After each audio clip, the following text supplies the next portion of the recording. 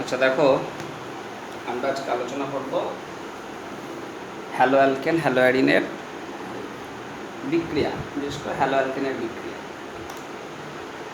Hello alkane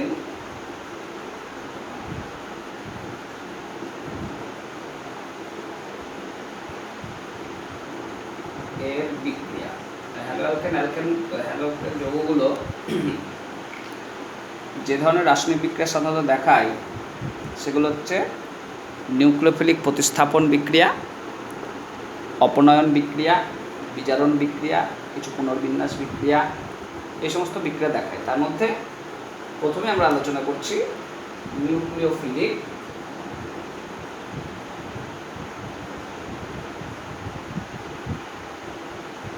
প্রতিস্থাপন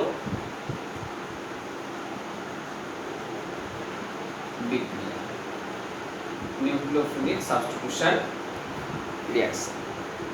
এটাকে আমরা সংক্ষেপে বলি এসএন বিক্রিয়া, নিউক্লিওফিলিক সাবস্টিটিউশন রিঅ্যাকশন বা এসএন বিক্রিয়া। এই এসএন বিক্রিয়া তোমরা জানো যে দু রকমভাবে হয়, একটা হচ্ছে SN1 আর একটা হচ্ছে SN2। তো SN1 বিক্রিয়া তার উদাহরণ তোমরা পড়েছো, ক্লাস 11-এ পড়েছো। যদি আমরা CH3CCl এর সঙ্গে জলীয় KOH নিই, তাহলে তৈরি হয়ে যায় CH3COH। তাহলে এটাকে বলবো একটা নিউক্লিওফিলিক সাবস্টিটিউশন রিঅ্যাকশন ইউনিমলিকুলার বা SN1 রিঅ্যাকশন। আর যদি এরকম নাও CH3Cl এর সঙ্গে আমরা যোগ করছি জলীয় KOH, তাহলে তৈরি হয়ে যাবে CH3OH। এখানেও তোমার KCl গঠন হয়, এখানেও KCl গঠন হয়, কিন্তু এই বিক্রিয়াটার যে কৌশলের মাধ্যমে হয় সেটাকে বলা হচ্ছে SN1 কৌশল, আর এটাকে আমরা বলছি SN2 কৌশল। তা SN1 কৌশলে কি ঘটনা দেখতে পাওয়া যায় তোমরা জানো, ক্লাস 11-এ পড়েছো। এর উপরে দেখাচ্ছি কৌশলটা। CH3CH3CH3Cl প্রথম ধাপে এই CCl বন্ধনের বিভাজন হয়। বন্ধনের বিভাজন হলে একটা কার্বোক্যাটায়ন গঠিত হয়।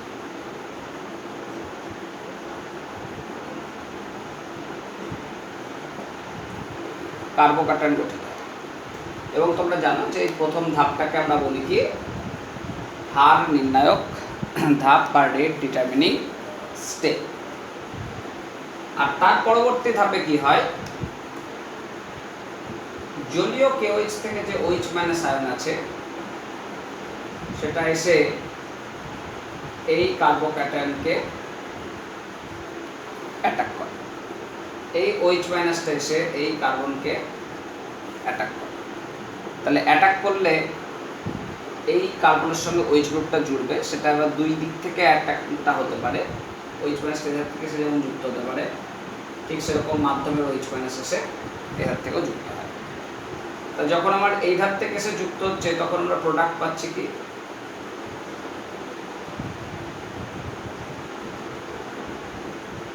এই ধারে OH, আর যখন এই ধার থেকে এসে যুক্ত হচ্ছে তখন প্রোডাক্ট হয়ে যাচ্ছে এই। তাহলে আগে কার্বোক্যাটায়ন গঠন হচ্ছে, তারপরে এসে নিউক্লিওফাইল যদি যুক্ত হয় তাহলে সেগুলোকে বলা হয় SN1 বিক্রিয়া। এবং দেখো এখানে এইটা আমরা পাবো 50% এবং এটাও পাবো 50%। এই যে প্রোডাক্টটা পেলাম তার যে গঠন সেটা দেখো সাবস্ট্রেটের যে গঠন ছিল তার ঠিক বিপরীত এসছে, তার জন্য এটাকে বলি আমরা ইনভার্সান। আর এখানটায় যে ধারে সাবস্ট্রেটের হ্যালোজেনটা ছিল সেই ধারে OH-টা এসছে, তার জন্য এটাকে বলা হয় রিটেনশন। তাহলে ইনভার্সন অফ কনফিগারেশন আর একটা হচ্ছে রিটেনশন অফ কনফিগারেশন। তাহলে SN1 বিক্রিয়ায় আমরা দুটো সমপরিমাণ যৌগ উৎপন্ন হতে দেখব, যার 50% হচ্ছে SN1, এই 50% হচ্ছে রিটেনশন কনফিগারেশন, আর বাকি 50% হচ্ছে ইনভার্সন কনফিগারেশন। কিন্তু আমি যদি এইটার ক্ষেত্রে আসি, CH3Cl অ্যাকোয়াস কেওএইচ দিলে OH মাইনাস আয়ন এসে কার্বনটাকে সরাসরি অ্যাটাক করে। এখানে কেন করতে পারেনি অ্যাটাকটা? কারণ এই CH3 গ্রুপগুলো বড় আকৃতি হওয়ার জন্য OH মাইনাসটাকে ঢুকতে বাধা দিয়েছিল, কিন্তু এখানে হাইড্রোজেনের আকৃতি খুবই ছোট, যে কারণে কার্বনের ব্যাক সাইডটা যথেষ্ট ফাঁকা থাকে।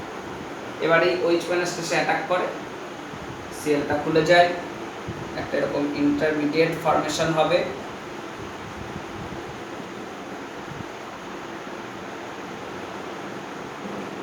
দিয়ে তারপরের ধাপে আমরা দেখব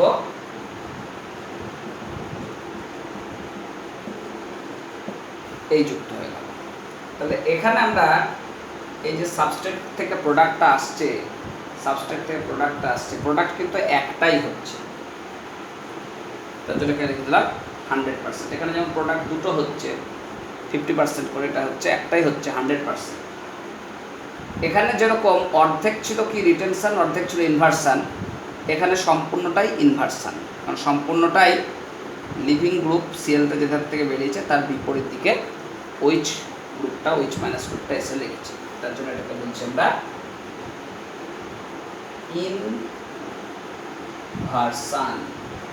ইনভার্সান অফ কনফিগারেশন। এবার দেখো এই SN1 SN2 বিক্রিয়া কোন কোন বিষয়ের উপর নির্ভর করে। তা প্রথমে আমরা আসবো সাবস্ট্রেটের আকার। সাবস্ট্রেট যদি বড় হয় তখন দেখা যায় রিঅ্যাকশনগুলো SN1 ফরমেশনে, SN1 মেকানিজমের মাধ্যমে হবে। যেমন ধরো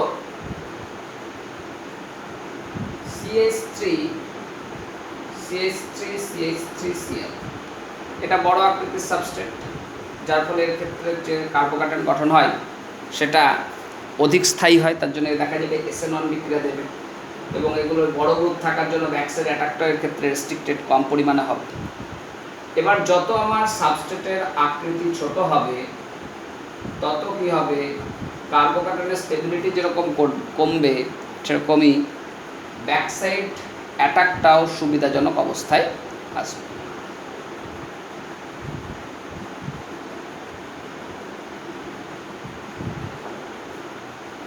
সুবিধাজনক অবস্থায় ব্যাকসাইড অ্যাটাকটা হচ্ছে, মানে SN1 বিক্রিয়ার হার কিন্তু কমছে।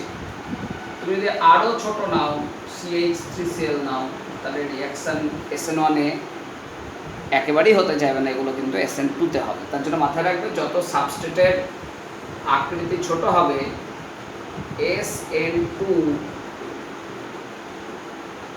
বিক্রিয়া হার বৃদ্ধি পায়, আর আকৃতি যত বড় হয় তত SN1 বিক্রিয়া হার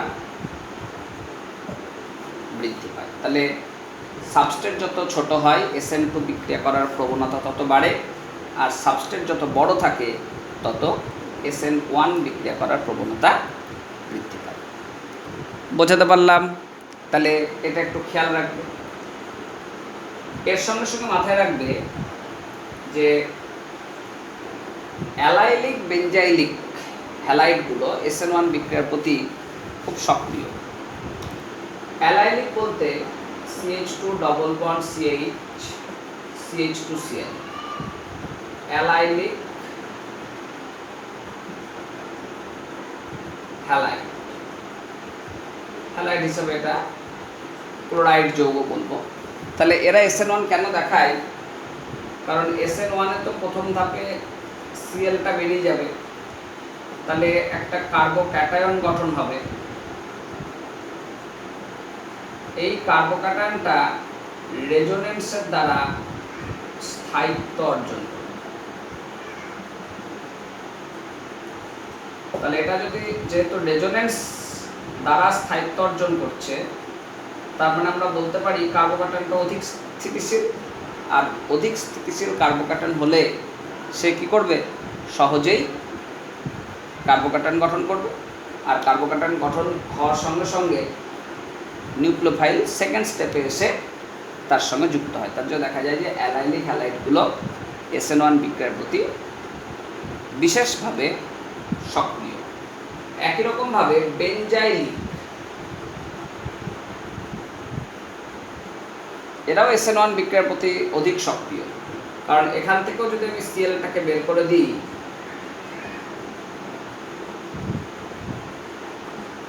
তাহলে পাবো CH2+। এবার এইটা এখানে গেল,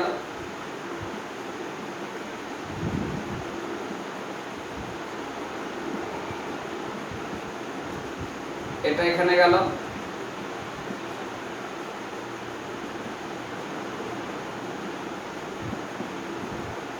এটা এখানে গেল,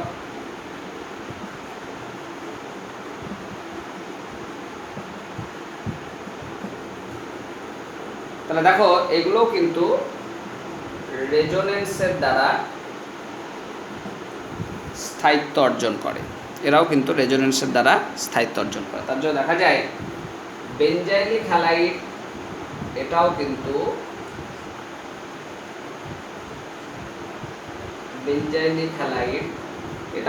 SN1 বিক্রিয়ার প্রতি অধিক সক্রিয়। তাহলে বেনজাইলিক এবং অ্যালাইলিক উভয় ধরনের হ্যালাইড যৌগই SN1 বিক্রিয়া খুব সহজেই ঘটাতে পারে। নেক্সট দেখো, আমরা আসছি মাধ্যমের প্রভাব, এফেক্ট অফ মিডিয়া। SN1 বিক্রিয়াতে দেখলে যে অ্যালকিল হ্যালাইড প্রথমে বিয়োজিত হয়ে R+ আর X- আয়ন উৎপন্ন করছে। তা যদি আমি মাধ্যম পোলার মাধ্যম নিই, ধ্রুবীয় মাধ্যম, তাহলে দেখা যায় এই কার্বোক্যাটায়ন এবং এই যে অ্যানায়নটা ফর্মেশন হচ্ছে, তৈরি হচ্ছে, তাদের কিন্তু স্থায়িত্ব মাধ্যমের জন্য বৃদ্ধি পাচ্ছে। যেমন R+ জলীয় মাধ্যমে দিলে জলের যে ঋণাত্মক মেরু আছে সে কি করবে? একে চারিধার থেকে ঘিরে ধরবে, চারিধার থেকে এরকমভাবে ঘিরে ধরবে, দিয়ে প্লাস চার্জের স্থায়িত্ব বাড়াবে। অনুরূপভাবে X- আয়নটা, এটাও জলের দেখো ধনাত্মক মেরু আছে হাইড্রোজেন, ধনাত্মক মেরু আছে হাইড্রোজেন, ধনাত্মক মেরু হচ্ছে হাইড্রোজেন।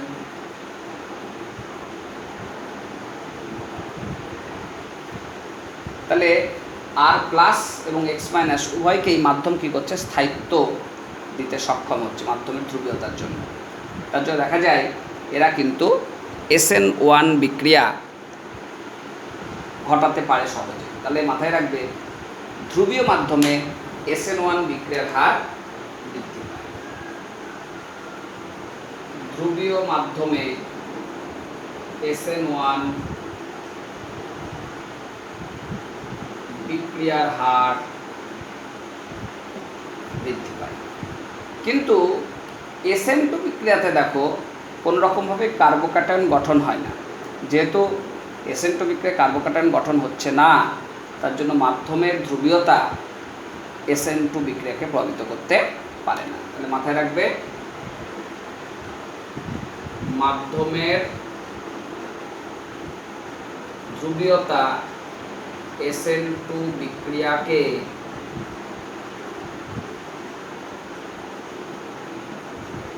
প্রভাবিত করে না। তাহলে SN1 বিক্রিয়াকে মাধ্যমের ধ্রুবীয়তা প্রভাবিত করে, বিক্রিয়ার হার বাড়িয়ে দেয়, কিন্তু SN2 বিক্রিয়া প্রভাবিত হয় না।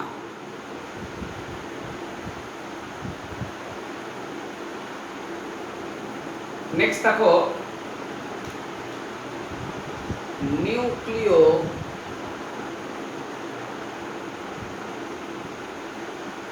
ফাইলের গাঢ়ত্ব, নিউক্লিওফাইলের গাঢ়ত্ব। তোমরা জানো যে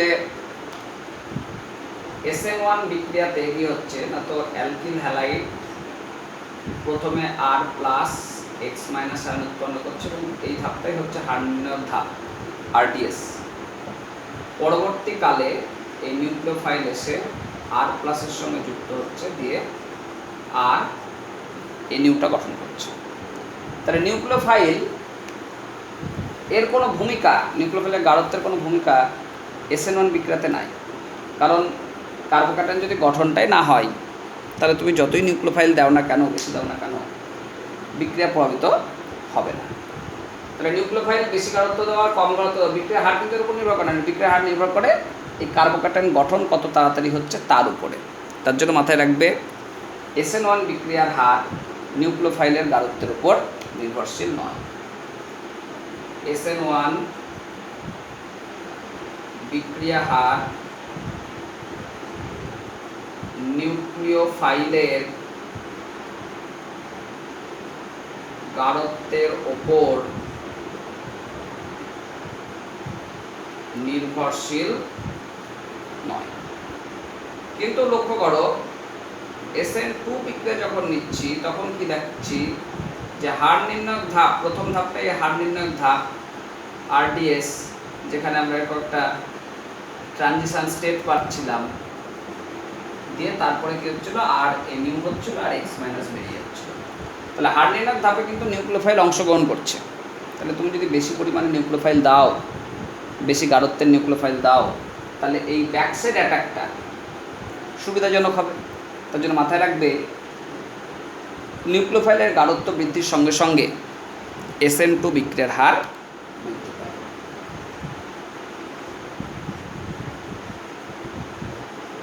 নিউক্লিওফাইলের গাঢ়ত্ব বৃদ্ধিতে SN2 বিক্রিয়া হার বৃদ্ধি পায়। তাহলে SN1 বিক্রিয়া হারের উপরে নিউক্লিওফাইলের গাঢ়ত্বের কোনো প্রভাব নাই, কিন্তু SN2 বিক্রিয়ার হারের উপর নিউক্লিওফাইলের গাঢ়ত্বের একটা প্রভাব দেখতে পাওয়া যায়। নেক্সট দেখো লিভিং গ্রুপ।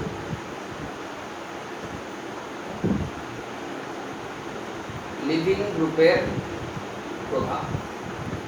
লিভিং গ্রুপ কোনটা? এই যে আমরা যখন RX এর সঙ্গে নিউক্লিওফাইলের রিঅ্যাকশন করছি, সব বিক্রিয়াতে SN1 হোক বা SN2 হোক, শেষ পর্যন্ত কি হচ্ছে আর NU তৈরি হচ্ছে, X মাইনাস বেরিয়ে যাচ্ছে। তাহলে Xটা যেটা বেরিয়ে যাচ্ছে, X যেটা বেরিয়ে যাচ্ছে সেটাকেই আমরা বলছি লিভিং গ্রুপ, যেটা X মাইনাস রূপে বেরিয়ে যাচ্ছে, যেটা বেরিয়ে যাচ্ছে তাকেই বলা হচ্ছে লিভিং গ্রুপ। তা মাথায় রাখবে এই লিভিং গ্রুপ এর ভূমিকা SN1 SN2 দুটোর ক্ষেত্রে দেখতে পাওয়া যায় এবং সমানভাবে। তোমার যদি এই X গ্রুপটা না বেরোয়, X গ্রুপটা যদি না বেরোয়, তাহলে নিউক্লিওফাইল এসে যুক্ত হতে পারবে না, সে SN1-এই বলো আর SN2-তেই বলো। তাহলে যত ভালো লিভিং গ্রুপ থাকবে, যত ভালো লিভিং গ্রুপ হবে, সাবস্টিটিউশন রিঅ্যাকশান, নিউক্লিওফিলিক প্রতিস্থাপন বিক্রিয়া তত দ্রুততার সঙ্গে হবে। তাহলে মাথায় রাখবে লিভিং গ্রুপ, লিভিং গ্রুপ ভালো হলে SN বিক্রিয়ার হার বৃদ্ধি পায়, অর্থাৎ নিউক্লিওফিলিক সাবস্টিটিউশন রিঅ্যাকশন 1 বা 2 দুটোর ক্ষেত্রেই বাড়ে। মাথায় রাখবে হ্যালাইডগুলোর মধ্যে সবথেকে ভালো লিভিং গ্রুপ হচ্ছে I মাইনাস, তারপরে Br মাইনাস, তারপরে Cl মাইনাস, তারপরে হচ্ছে F মাইনাস। কেন এরা ভালো লিভিং গ্রুপ I মাইনাস? কারণ I মাইনাসের আকৃতিটা বড়, Br মাইনাসের আকৃতি তুলনামূলক ছোট, Cl মাইনাসের আকৃতির থেকেও ছোট, F মাইনাসের আকৃতি আরও ছোট। তো সবগুলোতেই মাইনাস 1 একক করে আধান আছে, সবগুলোই -1 চার্জ বহন করছে। কিন্তু এখানে চার্জের ঘনত্বটা সবথেকে কম হবে, কারণ আয়তন সবথেকে বেশি। আর যত এধারে যাচ্ছি তত দেখবো কি আধানের ঘনত্বটা বাড়ছে। তাহলে আধানের ঘনত্ব বাড়লে লিভিং গ্রুপের স্থায়িত্ব হ্রাস পায়। তার জন্যে আমরা বলছি কি F- হচ্ছে সব থেকে নিকৃষ্ট লিভিং গ্রুপ হ্যালাইডগুলোর মধ্যে, আর I- হচ্ছে সব থেকে উৎকৃষ্ট লিভিং গ্রুপ। তার জন্য দেখবে আমাদের অ্যালকিল ফ্লোরাইড এগুলো কিন্তু বিশেষ বিক্রিয়ায় অংশগ্রহণই করে না, কারণ যদি হ্যালোজেনটা না বেরোয় তাহলে নতুন কোনো গ্রুপ কী করে সে যুক্ত হবে। তার জন্য দেখবে alkyl iodide, alkyl bromide, alkyl chloride এগুলো রিয়াকশান করে, কিন্তু অ্যালকিল ফ্লোরাইডের বিক্রিয়া করার হার অত্যন্তই কম।